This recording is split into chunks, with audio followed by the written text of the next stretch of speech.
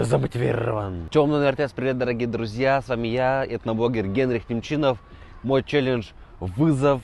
Каждый день публиковать ролик продолжается. Сегодня 4-й день, 4-й ролик. Недавно я ездил в Пуйоудино этноуроками с проектом «Территория Коми в школах», который мы ведем вместе с Русланом Магомедовым и с Министерством образования в лице Натальи Владимировны Якимовой. Настало лето, кажется, что учеба уже закончилась, но на самом деле работы у меня ездить по школам добавилось. На этой неделе у меня было 3 выезда по школам, потому что сейчас действуют летние лагеря, летняя детская площадка. Вот мы и приехали в Пуйоудино, в школу старинную.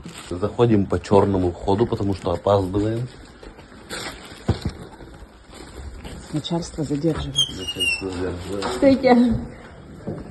Так, располагайтесь. Мы пьян. Так, 4 раза, ну давайте.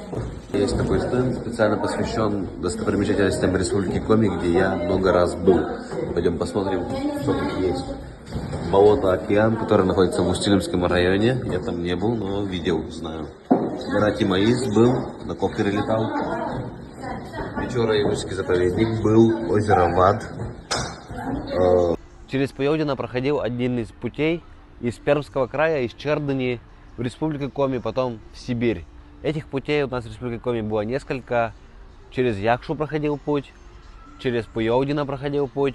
Дальше не вспомню, еще надо углубиться в материал. Кстати говоря, школе скоро будет тоже 100 лет, этому зданию. В 2021 году мы отмечали 160-летие школьного дела, потому что священник Пуйоудинской церкви открыл школу грамоты у себя в селе.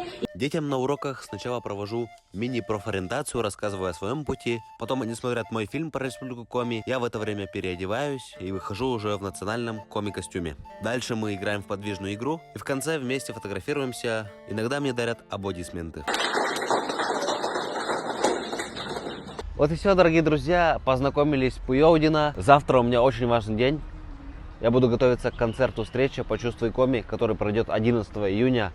Завтра все буду это выставлять, выставку фотографий оформлять, прогонять сценарий еще раз. Поэтому до завтрашнего контента. Пока.